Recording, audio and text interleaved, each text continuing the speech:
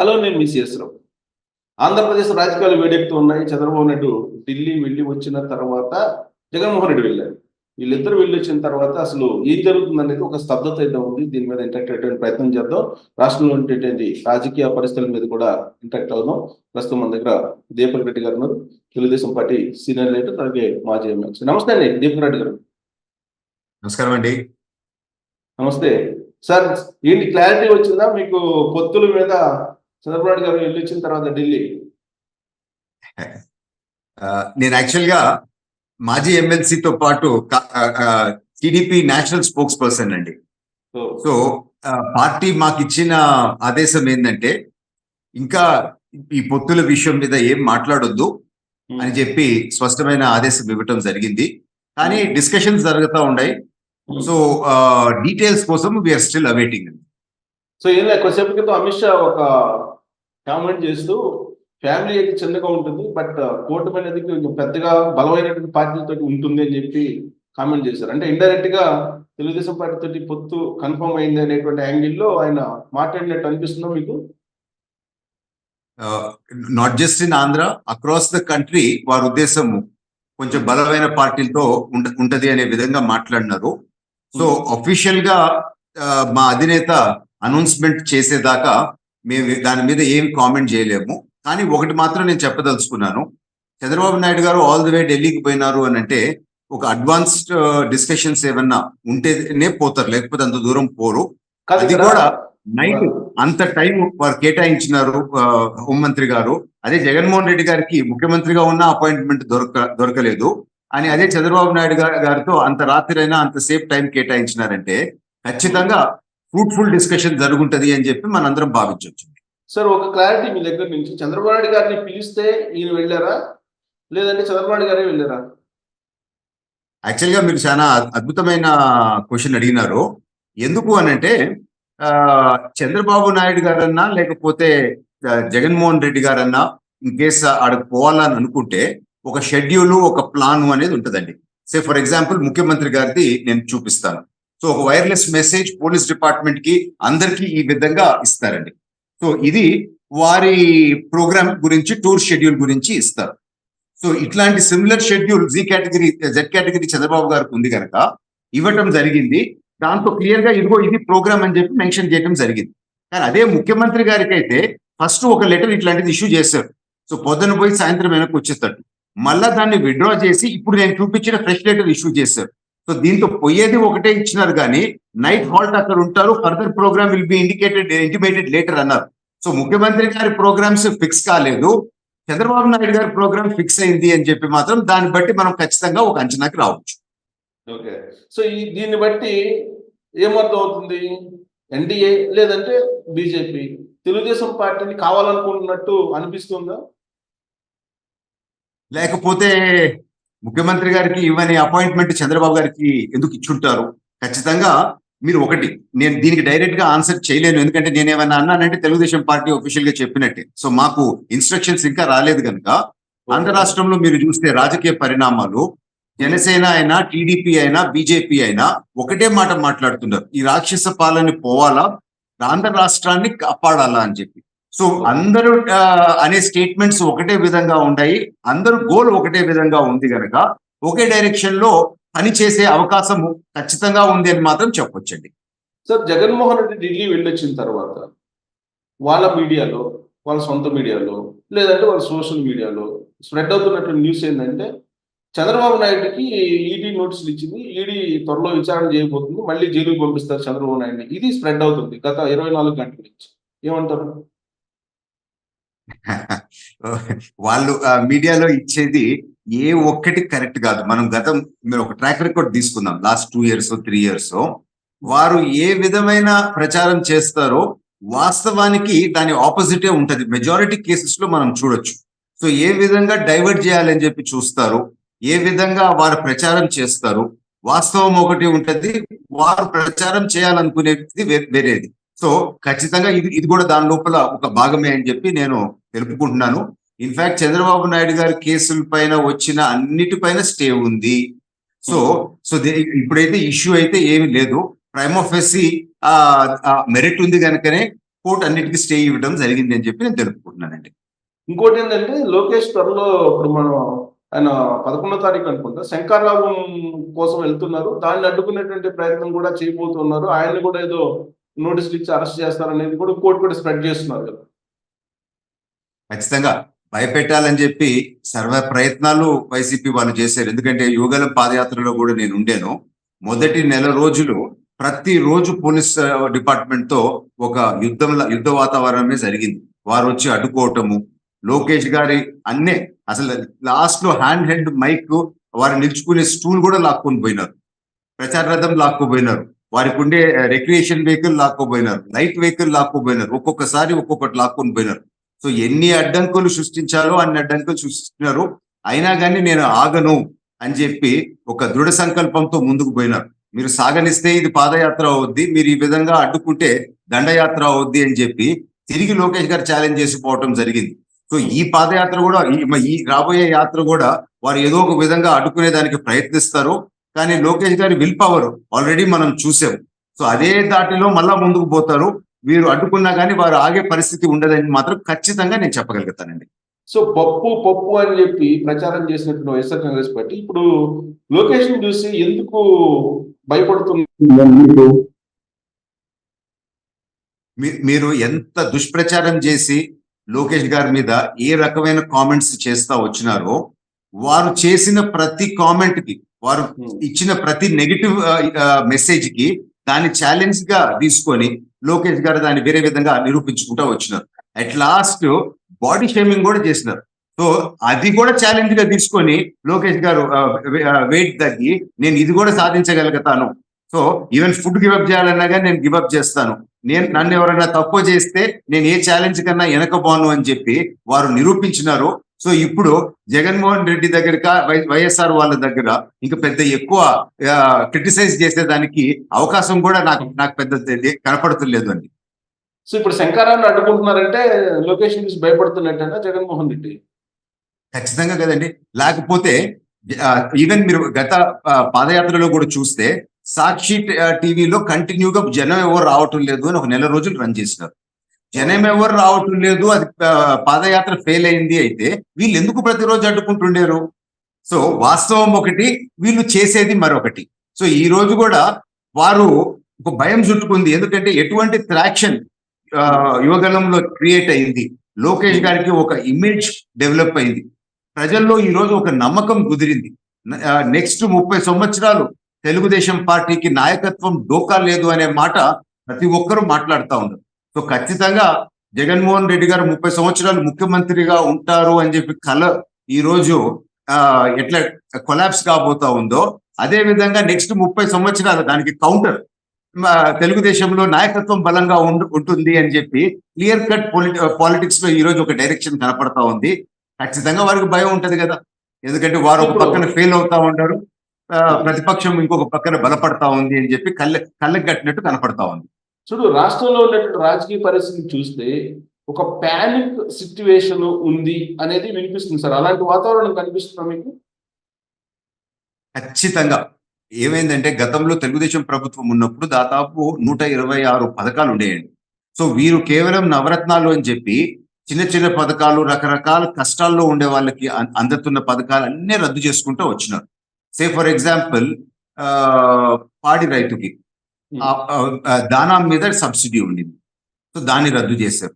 So కానీ ఆ పాడి రైతుకి ఆ 2-3 రూపాయలు పర్ లీటర్ ఆ దానా సబ్సిడీ మీద బెనిఫిట్ పొందేది. అది దాని వల్ల వాళ్ళు బెనిఫిట్ పొంది ఫైనాన్షియల్ గా స్టేబుల్ అయ్యేవాళ్ళు. సో ఇట్లాంటి ఇంప్లికేషన్స్ ఉండే ఈ పథకాలన్నీ రద్దు చేసుకుంటా రాబట్టి చాలా మంది ఈ రోజు ఇబ్బందుల్లో ఉండరు. సో జగన్మోహన్ రెడ్డి గారు ఆ ఇబ్బందులు పట్టించుకునే పరిస్థితిలో కూడా లేరు. ఆ ఇబ్బందులు పట్టించుకోకపోగా కొంచెం టెర్రరైజ్ చేస్తున్నారు, వాలంటీర్ వ్యవస్థను ఉపయోగించి అనేది వినిపిస్తుంది. అలాంటి సిచ్యువేషన్ ఉందా? టెర్రరైజ్ చేస్తున్నారా? 100% కరెక్ట్.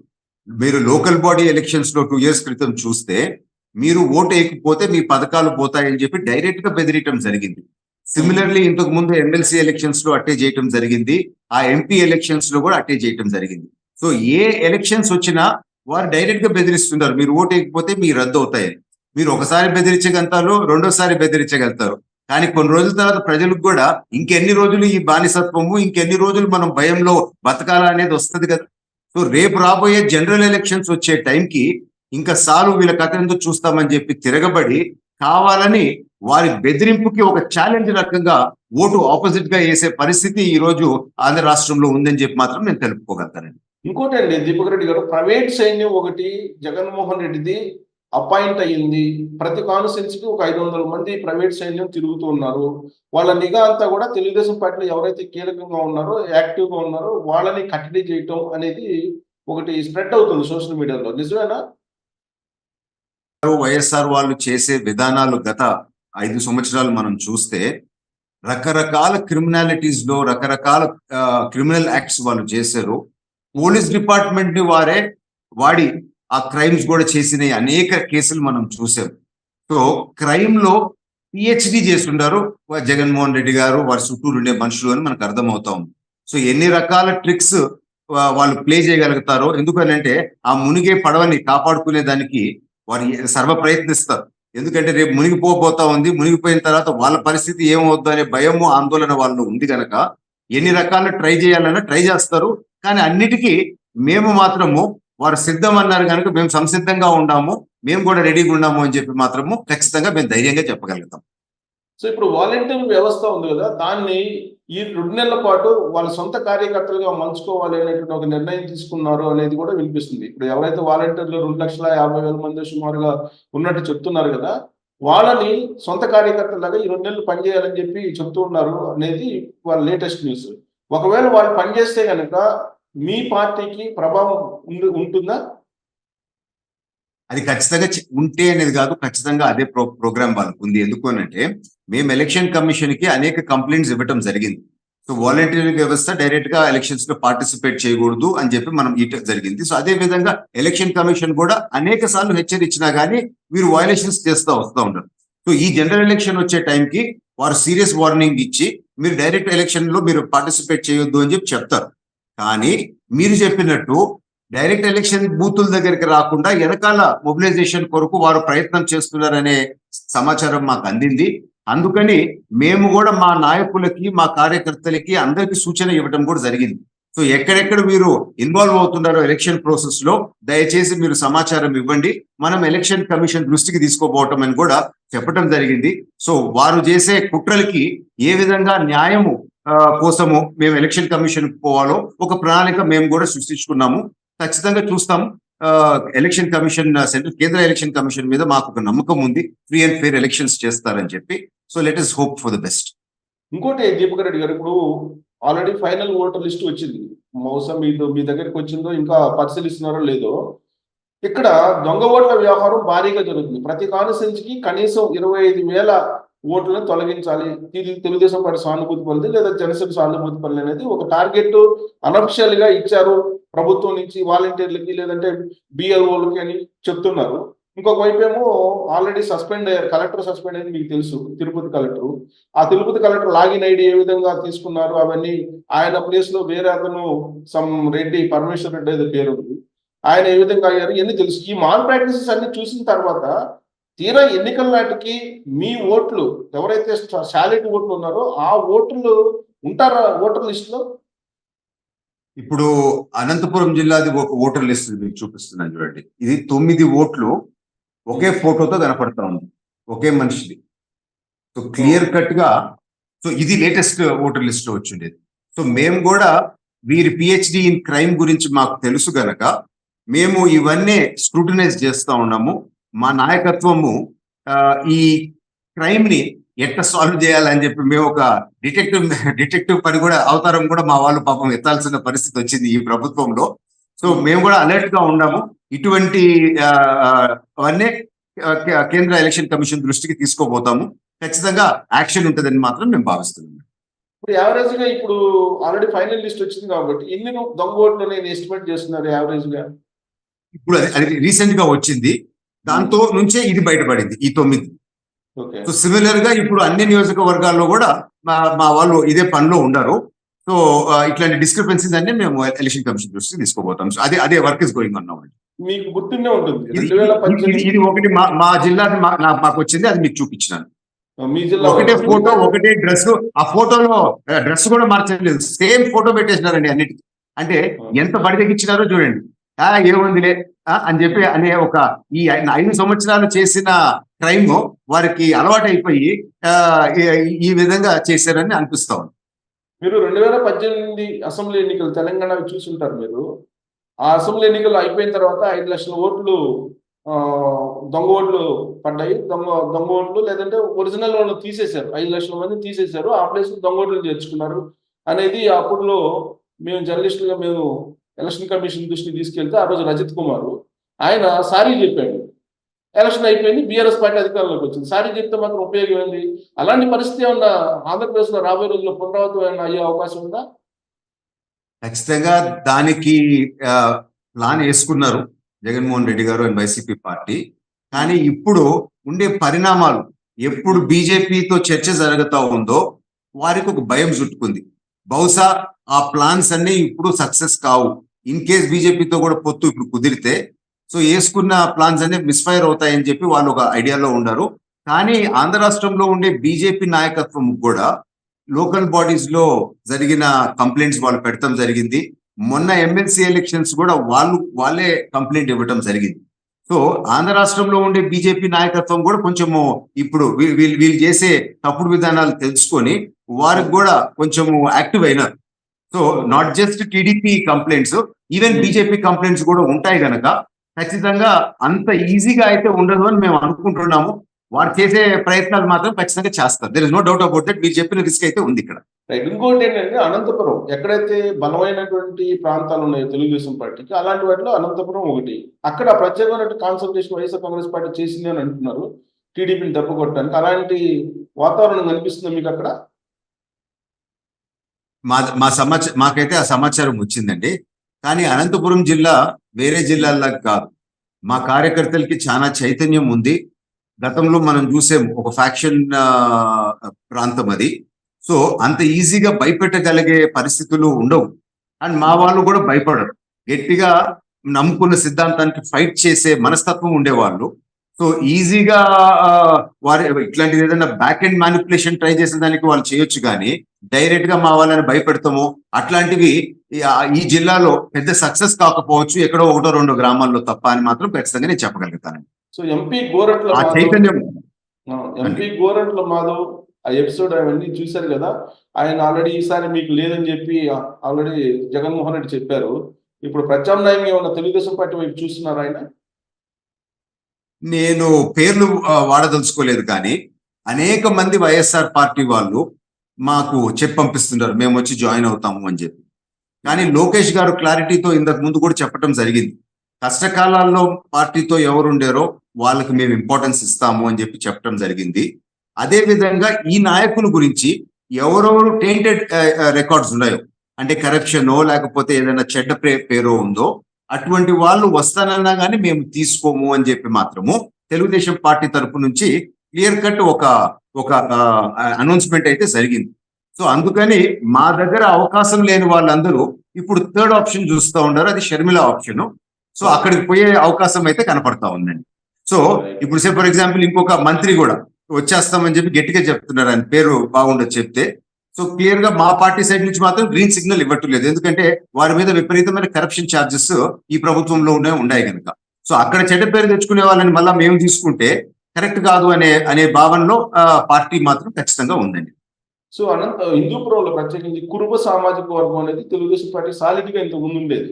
2019 ఎన్నికల్లో గోరట్ల మాధవ్కి ఇచ్చినందువల్ల ఆ సామాజిక వర్గం వైసీపీకి వెళ్ళింది అనేది ఒక ఈక్వేషన్. ఈసారి అలాంటి పరిస్థితి ఉంటుందా, లేదంటే రివర్స్ అవుతుందా? ఏదో ఒక క్యాండిడేట్ ఒక కులం చూసి వేసే రోజులు ఎప్పుడో పోయినాయండి.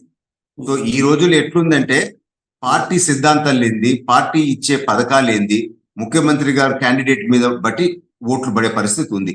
ఆనాడు జగన్మోహన్ రెడ్డి గారు ఒక ఛాన్స్ ఇవ్వండి అని చెప్పి కోరినారు. ప్రజలు ఎక్కడ మోసపోయినారంటే చంద్రబాబు గారు ఇచ్చే పథకాలు అన్నీ వస్తాయి, దానిపైన మళ్ళా ఇప్పుడు జగన్మోహన్ రెడ్డి గారు ఇచ్చే పథకాలు కూడా వస్తాయి, మనం బెనిఫిట్ పొందుతాము అని చెప్పి ఒక ఛాన్స్ తీసుకున్నారు. ఛాన్స్ తీసుకొని ఓటేసి గెలిపించిన తర్వాత టీడీపీలో వచ్చే పథకాలన్నీ రద్దు చేసి కేవలము ఆయన ఇచ్చిన పథకాల్లో కూడా కొన్నే ఇంప్లిమెంట్ చేసినప్పుడు ప్రజలకు ఈ రోజు ఆలోచన వచ్చింది, మమ్మల్ని మోసం చేశారు. సో టీడీపీ పథకాలు పోయినాయి. ఈయన దాదాపు మాకు మొన్న లెక్క చేస్తే మా నాలెడ్జ్ సెంటర్ వాళ్ళు 721 హామీల్లో 85% ఇంకా పెండింగ్ ఉన్నాయి. సో ఆయన పాదయాత్రలో ఇచ్చింది ఇవన్నీ Sakshi paper or Sakshi TV footage తో బేసిస్ ప్రకారమే మేము తయారు చేసాం. సో క్లియర్ గా జగన్మోహన్ రెడ్డి గారు మాట తప్పాడు, మడమ తిప్పాడు, ఆయన నమ్మి మోసపోయినాము అనే భావన చాలా మందిలో వచ్చింది. సో ఇప్పుడు ఆ పరిస్థితి ఉండదని మాత్రం ఖచ్చితంగా నేను తెలుపుకుంటానండి. ఇంకోటి ఏంటంటే హిందూపురం అనేది ఎప్పటి నుంచి తెలుగుదేశం పార్టీకి ఒక ప్రత్యేకమైనటువంటి అడ్డాగా అనుకోవచ్చు, లేదంటే కోట అనుకోవచ్చు. అలాంటి చోట బీజేపీ కోరుతుంది అనేది గత 2 రోజుల నుంచి వినిపిస్తుంది, చంద్రబాబు నాయుడు గారు ఢిల్లీ వెళ్ళి వచ్చిన తర్వాత నుంచి. అలాంటిది ఉందా? హిందూపురం అనేది ఖచ్చితంగా కంచుకోట మీరు చెప్పింది. ఎందుకు, ఎప్పుడో ఎన్టీఆర్ గారి టైం నుంచి అదొక గౌరవం ఎన్టీఆర్ గారి పైన ఉంది, తెలుగుదేశం పార్టీ పైన అయితే ఉంది.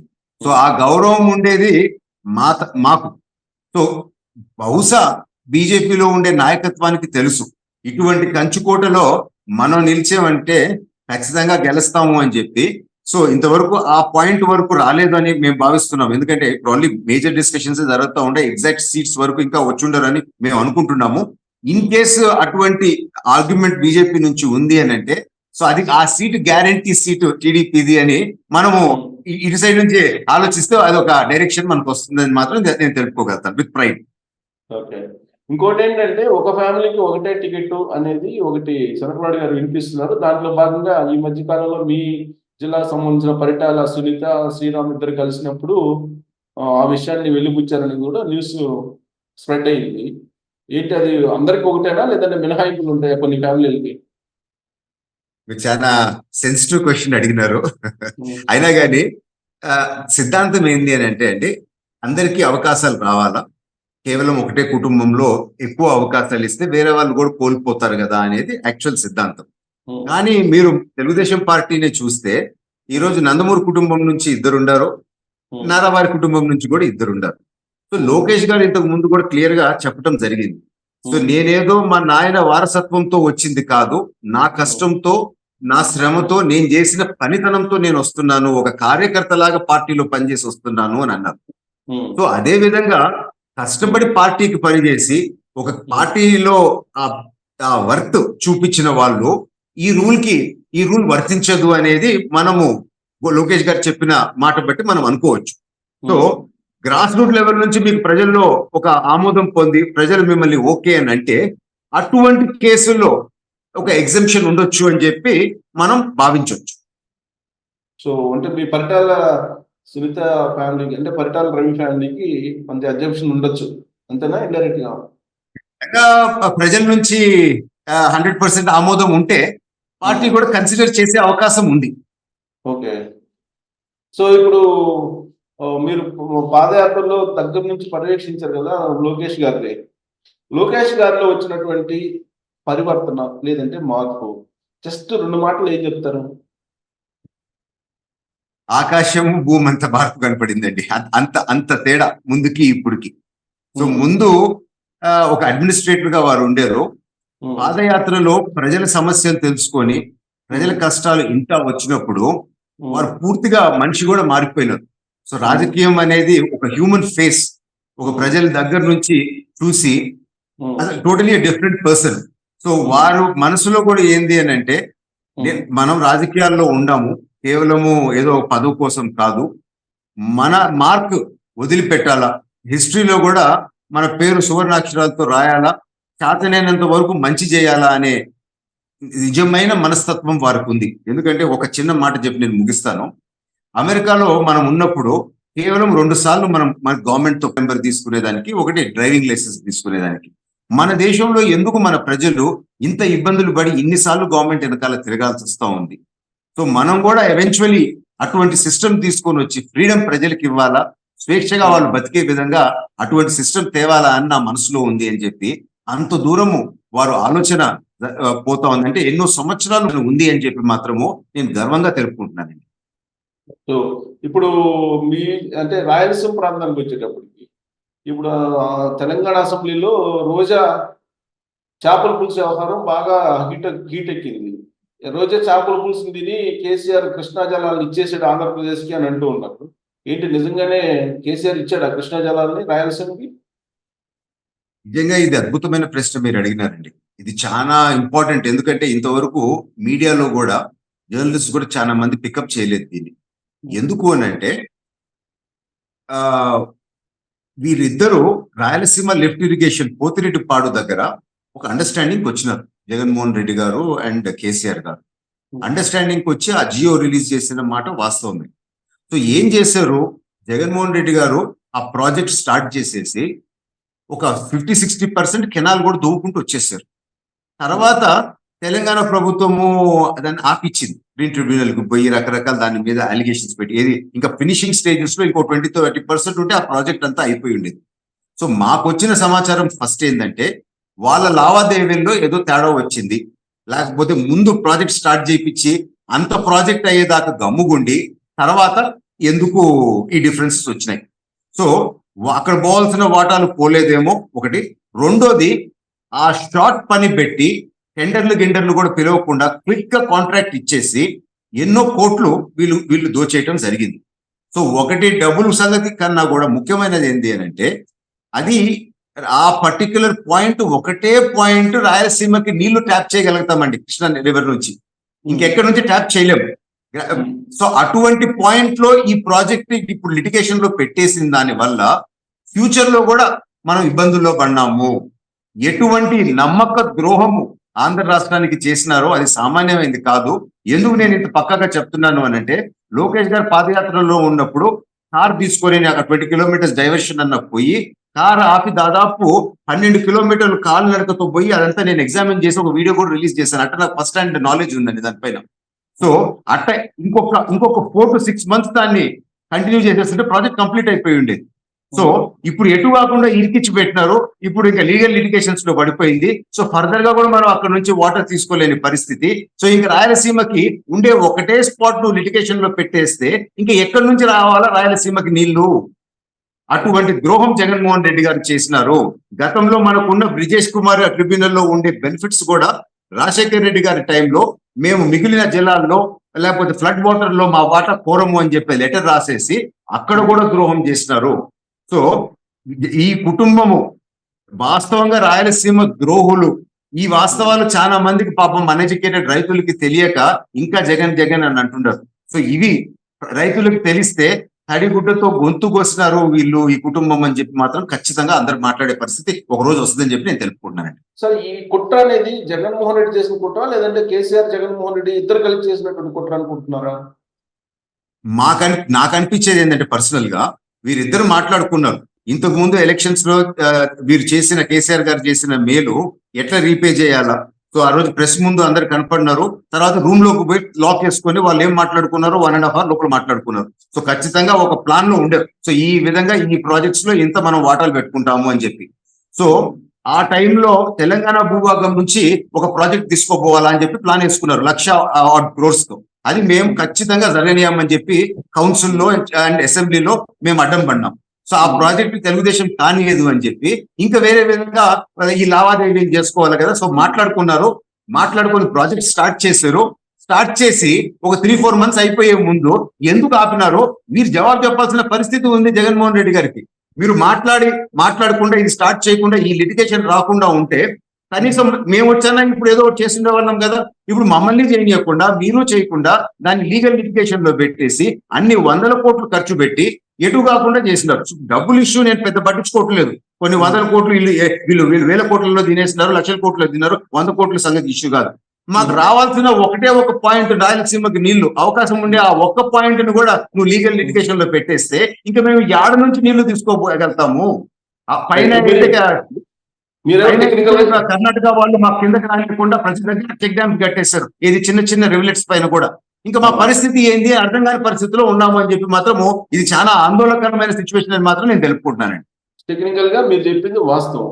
ఇక్కడ దీన్ని రాజకీయ కోణం నుంచి చూస్తే ఇక్కడ తెలంగాణలో కృష్ణా నీళ్లు జగన్మోహన్ రెడ్డి విరోచితంగా తీసుకెళ్తున్నారని మొదలుపెట్టారు కేసీఆర్. అది రాజకీయంగా జగన్మోహన్ రెడ్డికి లబ్ధి చేకూర్చడానికి రాబోయే ఎన్నికల్లో అది అంత డ్రామానే అండి. నిన్న కేసీఆర్ గారు అసెంబ్లీలో అన్నారు కదా. సో అది కేసీఆర్ అండ్ జగన్మోహన్ రెడ్డి కలిసి ఎలక్షన్స్ లో ఓడిపోతున్నామని ఒక డ్రామా చేశారు, ఇప్పుడు రాండి చూపిస్తాము అని చెప్పి ఛాలెంజ్ చేస్తూ ఉంటారు కదా. క్లియర్ గా ముఖ్యమంత్రి గారు అసెంబ్లీలో అనిన మాటే కదా అది, on the floor of the house. దాంతో ఎంతో కొంత వాస్తవం లేకపోతే అంత అటైతే మాట్లాడరు కదా. సో వీరిద్దరి కుట్ర ఉంది అని చెప్పి తెలంగాణ ముఖ్యమంత్రి గారే క్లియర్ గా మాట్లాడుతూ ఉన్నారు. దాన్ని బట్టి ప్రజలే ఒక అంచనాకి రావాలని నేను కోరుకుంటున్నాను. సార్, షర్మిల ఒక కీలకమైనటువంటి స్టేట్మెంట్ ఇచ్చారండి 2 రోజుల క్రితం. ఒకవేళ పొరపాటున జగన్మోహన్ రెడ్డి మళ్ళీ సీఎం అయితే రాష్ట్రం ఖతం అయిపోతుంది, మీ ల్యాండ్స్ మీ దగ్గర ఉండవు అనేటువంటి కామెంట్ చేశారు. ఏంటి దాంతో డీటెయిల్స్ లోపలికి పోయి చదివితే మీకు క్లియర్ గా అర్థమైపోతుంది. దాంతో ఏంది అని అంటే వారు సర్వే చేసి ఒక టైటిల్ డాక్యుమెంట్ క్రియేట్ చేస్తారండి. కానీ టైటిల్ డాక్యుమెంట్, ఒరిజినల్ డాక్యుమెంట్ వాళ్ళ దగ్గర పెట్టుకొని జెరాక్స్ కాపీ మనకి ఇస్తారు అని అంటున్నారు. మన ప్రాపర్టీకి మన డాక్యుమెంట్ మన దగ్గర ఉండాలా లేకపోతే వారి దగ్గర ఉండాలా అనేది ఫస్ట్ పాయింట్.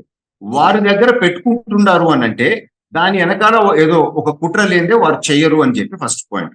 రెండోది, ఇప్పుడు మీ భూమి పైన మీరు బ్యాంక్ లో లోన్ తీసుకోవాలంటే వారు ఒరిజినల్ డాక్యుమెంట్ అడుగుతారు కదా. జెరాక్స్ కాపీ తీసుకొని పెడితే ఎవరన్నా లోన్ ఇస్తారా అండి? ఇట్లాంటి ప్రాక్టికాలిటీస్ చాలా ఉన్నాయి. సో వీరు మీ డాక్యుమెంట్ మీద ఉండే టైటిల్ డాక్యుమెంట్స్ వాళ్ళ దగ్గర పెట్టుకుంటున్నారు.